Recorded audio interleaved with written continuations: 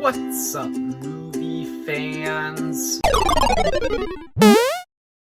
Guys, so recently I watched the TV series Breaking Bad for the first time, and I've already talked about it in a video on my channel. Wow, Breaking Bad was just an incredible show. I loved it.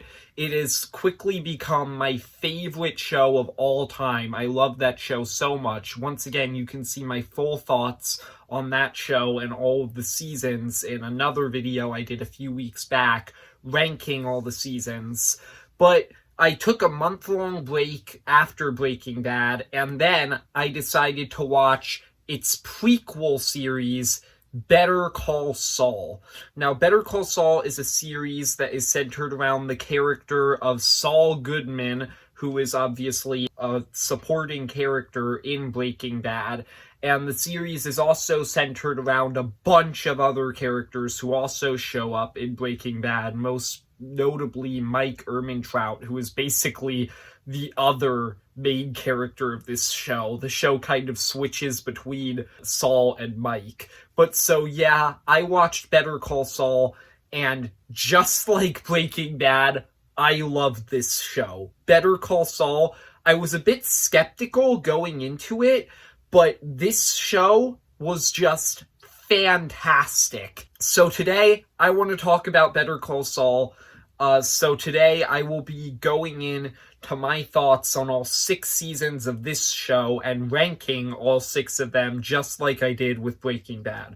So we're going to start at number 6 and go up to number 1. Just a disclaimer, I don't dislike any of the seasons of Better Call Saul. This show, just like Breaking Bad, I loved all of the seasons, but I had to pick a bottom and I had to pick a top, so here we go. Let's get into it.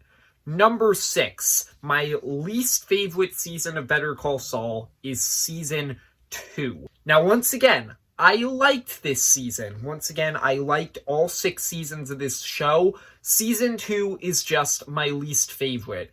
And even though I liked it, I have to say, I think season 2 might be my least favorite part of the Breaking Bad universe. Like, for comparison, El Camino was my bottom spot in the last video where I ranked all the Breaking Bad seasons.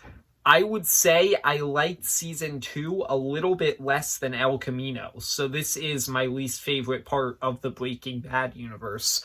I still liked it, starting with the good, the stuff that I liked about season 2. I really liked the Mike stuff. The Mike stuff in season 2, I think, was way better than the Jimmy stuff this season. With Mike, this season, you get a lot more into this, like, start of his story as he starts to kind of enter into the criminal underworld. You didn't really get a lot of that in season 1, but in this season, you have this fun little storyline halfway through the season where he starts getting involved with Tuco and Nacho, and at first when I saw that, I thought, oh, that's a fun little story of Mike and Tuco together. It's cool that those two got to interact, but I didn't really think much of it. But then, after Tuco went to prison, and you get this whole surprising scene where Hector shows up, and Hector threatens Mike, and I realized, oh, wait, this wasn't just like a fun little story of Mike and Tuco crossing over. This was a key part of the show. This is Mike's entrance into this criminal underworld, and then you get to see in the second half of this season a lot of Mike interacting with the Salamancas and having this conflict with Hector. You get this tease that Gus might show up. Everything that happened with Mike in season 2 I thought was great. The stuff with Jimmy I wasn't crazy on, because this season is all about him working at this law firm, Davis and Maine.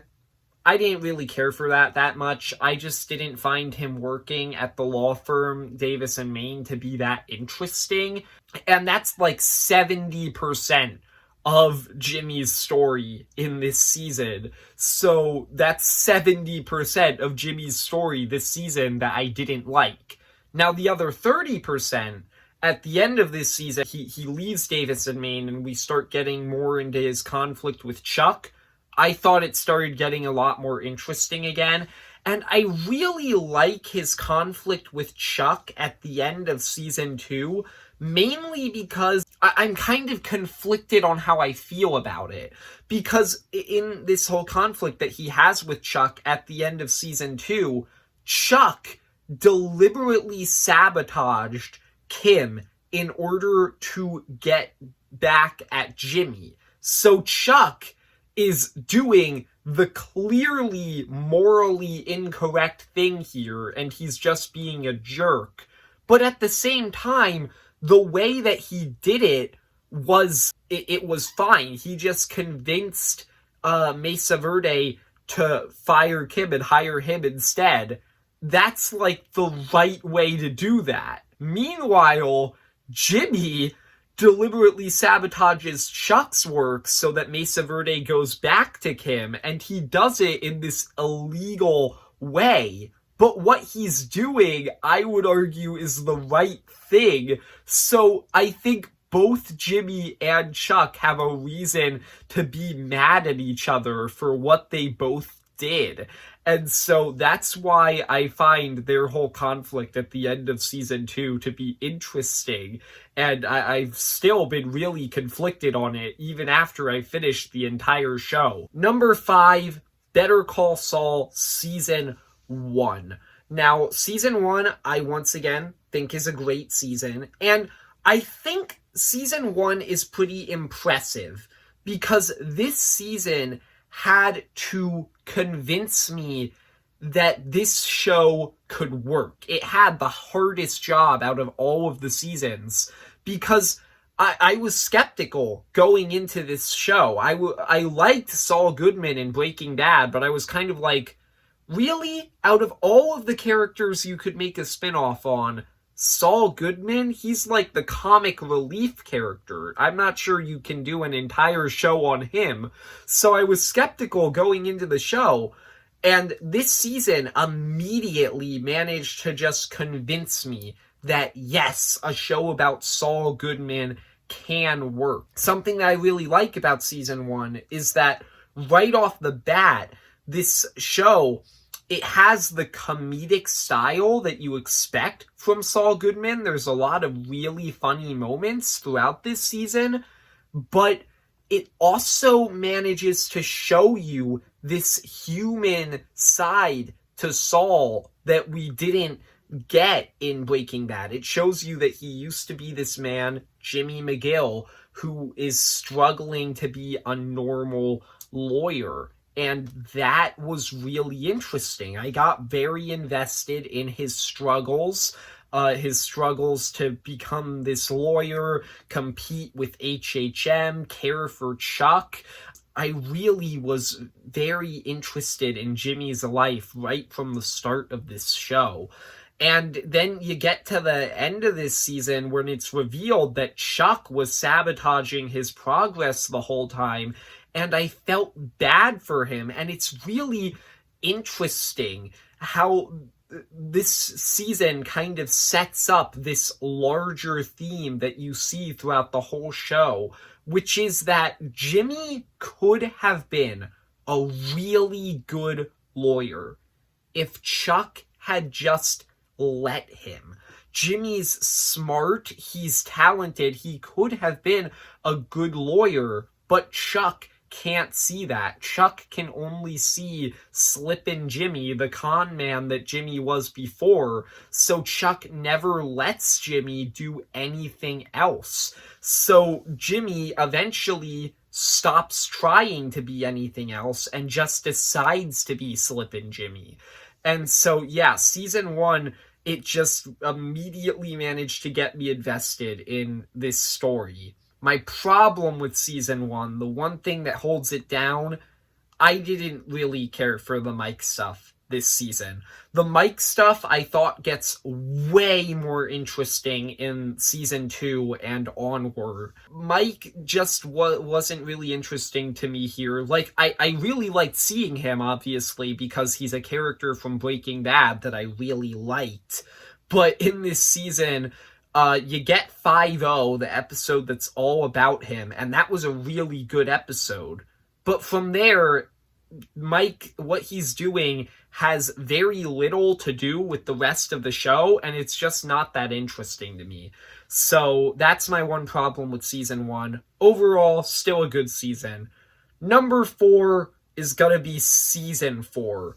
I feel like Better Call Saul is kind of two different halves. Like, this show kind of tells two different stories. One of them it tells in its first half, the other one it tells in its second. The first half, the first 3 seasons of the show, are all about Jimmy McGill and his conflict with his brother Chuck. The second half of the show is all about Jimmy, after Chuck's death, becoming Saul Goodman because of everything that happened in the first half of the show.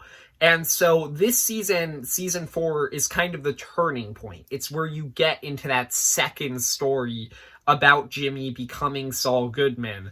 And I thought that it was pretty interesting. I thought it was cool to see Jimmy selling cell phones, officially going by the name Saul Goodman, and starting to build up this criminal clientele. I thought that that was pretty cool. But I also thought that it was interesting how this season kind of explored his trauma over Chuck's death in a bit of a subtle way. He's convincing himself throughout this season that he doesn't care about Chuck's death. Like, it's clear that he feels guilty about it and that it was an incredibly traumatic thing, but he doesn't show that for most of the season.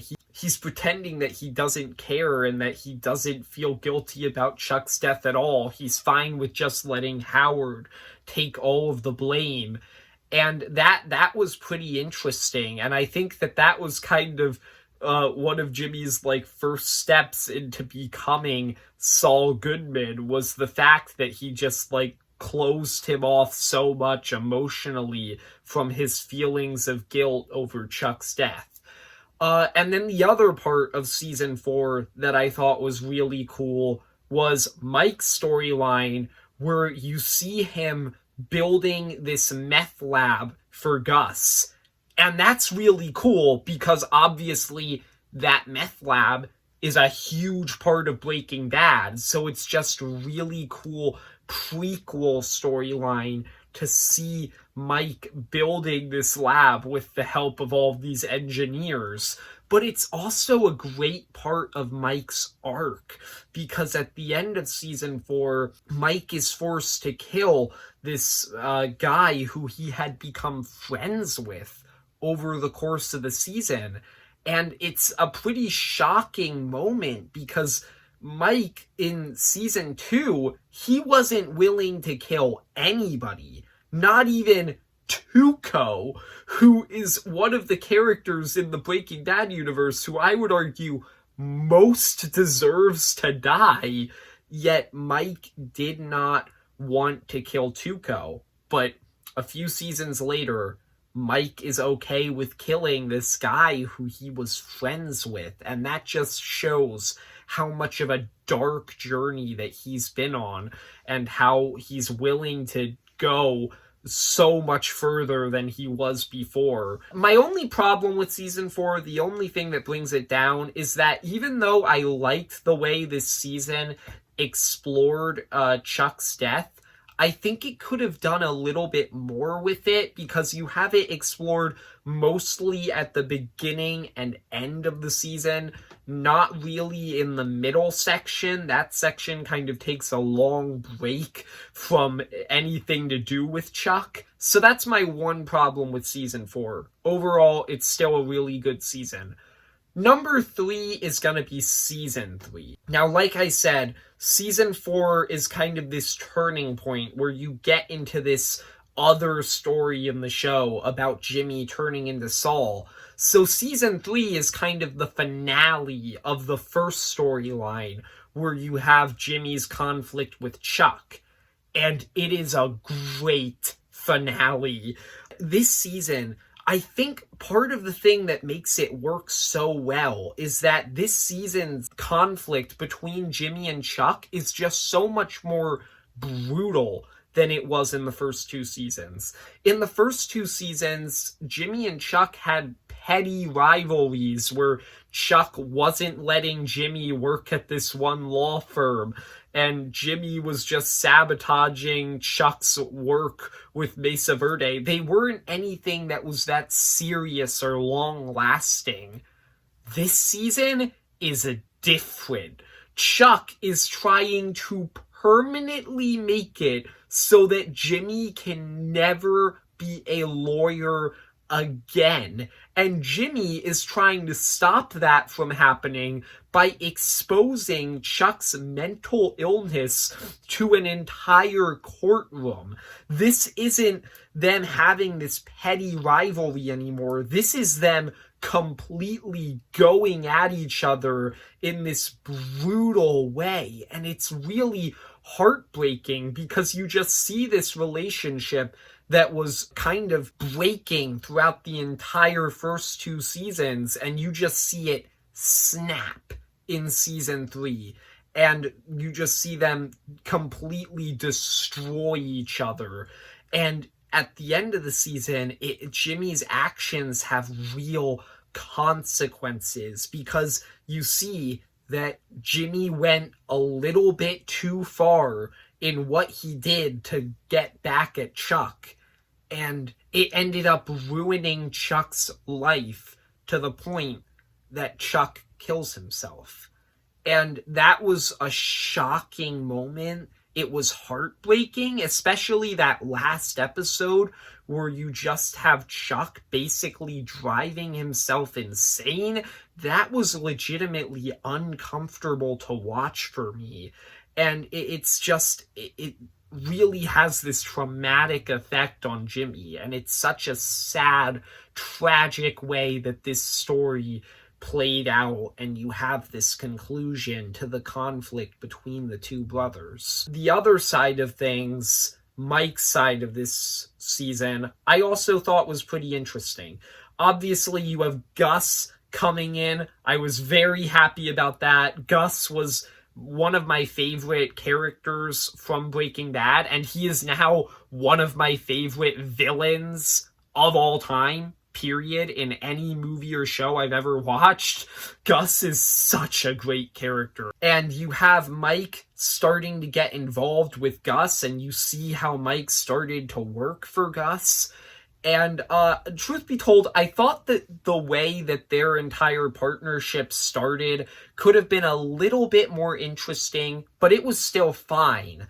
And then you also have Nacho, who is one of my favorite characters in this show. You start to have him get sort of this bigger role this season. He wasn't really that important in the first 2 seasons. Here, he gets this bigger role. You get kind of attached to him as he's trying to kill Hector in order to save his father. And then you have that entire storyline build to this moment where you realize that was how Hector had his stroke.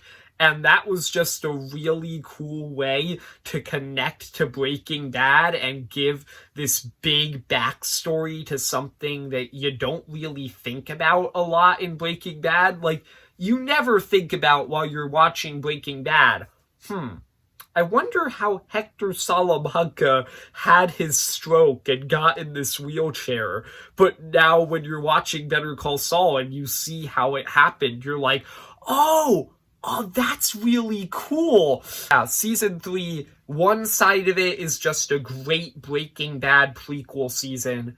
The other side is just a really emotional story about Jimmy and Chuck's relationship falling apart. Number 2, season 6, the final season of Better Call Saul.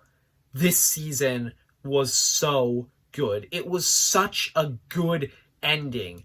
I almost put season 6 at number 1. I was so close. But there's one thing that held it down at number 2, and it's a pretty minor problem, but it's still there. And that's the fact that during the first half of this season, I was kind of like, okay, so we've been building up to this season the entire time. This is like the big end game of Better Call Saul. This is what all of it has been leading up to. And it's just Jimmy and Kim messing with Howard. Like, that was kind of how I felt throughout the first half of season 6. I was kind of like, this is what this whole show has been leading up to. It's just Jimmy and Kim pulling this elaborate prank on Howard. That was the one thing that kind of turned me off from this season a little bit. Apart from that, I love everything else about season 6. Everything else. For one thing, at the beginning of this season, it happens very quickly. It's just in the first 3 episodes, but you get the conclusion to Nacho's story. And the conclusion to his story was just really heartbreaking because throughout the show, Nacho has just been this character who's been used and manipulated by all of the people around him. And at the beginning of season 6, that is what gets him killed. He's forced to betray the Salamancas by Gus, then Gus betrays him, and that puts Nacho in a situation where his only choices are die or let his father die. And so that was just a really sad way for Nacho's story to end. But he still went out in a really cool way, just insulting the Salamancas, rubbing Hector being in the wheelchair in his face. That was just a great ending to Nacho's story, and a really sad one. Then from there, you have Jimmy and Kim messing with Howard for like 7 episodes. And then at the end of that storyline, you have this shockingly brutal ending that came out of nowhere. This was the most shocking moment of the show for me. And that was Howard's death. That was so surprising. Just seeing Lalo walk in and kill Howard in this brutal way. That was shocking. And then after that, you have an incredibly intense episode where you have all of the characters having this final battle with Lalo, and then you have Lalo's death. And then from there, you have the final episode of the Jimmy McGill prequel storyline. And it was such a sad ending to that storyline because you have Kim feeling guilty over Howard's death, realizing that it was her and Jimmy's fault. And so she decides to leave Jimmy. And that was the last thing. That was the last push that Jimmy needed to become Saul Goodman. Because Kim was the last person holding him in as Jimmy McGill. She was the only person who knew Jimmy McGill. Everybody else in Jimmy's life at this point just knows Saul Goodman. So when Kim leaves, there's nothing else making Jimmy Jimmy, and he becomes Saul, and he fully embraces that life, and that leads into Breaking Bad. And that was really sad. It made sense. It was emotional. That was just a great way to end the prequel storyline of this show. I'm also really happy that they didn't kill Kim, because I thought for sure they were going to kill Kim, and I really liked Kim, so I did not want that to happen, and I was really happy that they found a way to move her out of Jimmy's life without killing her. So that's the prequel storyline. And then from there, you move into the sequel storyline, the black and white Gene Takovic storyline, where you see Jimmy's life after Breaking Bad. And there's a lot of episodes of setup in that storyline, but ultimately it all leads to Jimmy completing his arc because he gets arrested. He manages to talk down the judge to giving him this super light sentence of 7 years. But then Jimmy realizes, no, I have to be held accountable for everything that I've done. And so he confesses to all of it. Everything he did in Breaking Bad. His role in Chuck's death. His role in Howard's death. Everything. And you have him going to prison. And it's a sad ending for him, but it's also the right ending. As you have him going to prison, but doing it a better man who's learned from his mistakes. And so, yeah, the ending of this show was just perfect. I really liked season 6. But coming in at number 1 has to be season 5. Season 5 was my favorite season of Better Call Saul. Like I said, I loved season 6. I thought it was the perfect ending, but I just think season 5 is a better season. Like I said, this is kind of the middle chapter of this new storyline that you have of Jimmy turning into Saul Goodman. So you have him starting to get more and more involved in this criminal underworld, and that's just a really cool thing for his character. But that's also really cool because you have him and Mike start to interact a lot more. And in this season, you have these two halves of the show, which have been largely disconnected for most of the show. And you have them connecting more and more as Jimmy and Mike start to interact more and more. And you have Lalo come into the picture. Lalo's a great character. Lalo was a fantastic villain throughout this show. I really liked him. I thought he was fun, but he was also very threatening, and I just really like Lalo. He was a great villain. And you have him coming into both Jimmy's storyline and Mike's storyline. And you have Lalo as this piece that kind of brings the entire show together and gives it this one antagonist that you're focused on the entire season. And you have him almost get Jimmy killed in this Bagman episode where you have Jimmy going on this adventure with Mike.